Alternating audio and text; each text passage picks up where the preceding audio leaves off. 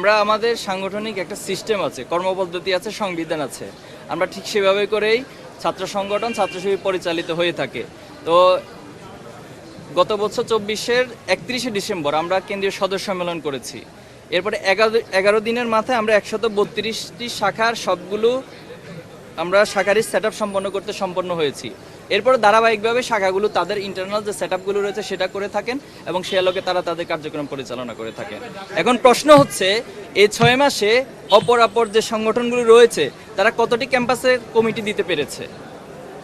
তো তারাই যদি আবার যে অভিযোগগুলো করেন সেটা যদি আবার আপনারা আমাদের কাছে রিপ্লেস করেন, তাহলে এই কম্পারিজন এটা তো ইনসাফ হলো না, এটা একটা বেইনসাফি প্রশ্ন হলো।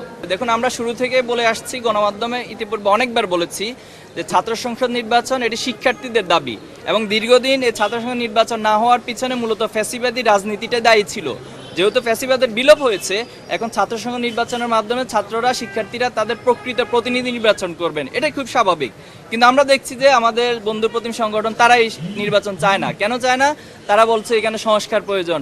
এরপর হচ্ছে আমরা জাহাঙ্গীরনগর বিশ্ববিদ্যালয়ে দেখেছিলাম যে ওনারা একটা ডেটও ঘোষণা করছে সম্ভাব্য তফসিল ঘোষণার জন্য, কিন্তু পরবর্তীতে সেখানকার ভিসি তিনি বললেন যে ছাত্র সংসদ নির্বাচন দিলে নাকি লাশ পড়বে। তাহলে এই প্রশ্ন কেন উত্থাপিত হচ্ছে? এটা আপনাদের উচিত সেখানকার ভিসিকে জিজ্ঞেস করা, এবং কাদের কারণে এই লাশ পড়ার রাজনীতি আবার ফিরে আসার সম্ভাবনা তৈরি হচ্ছে তাদেরকে আপনারা মুখোমুখি করা দরকার।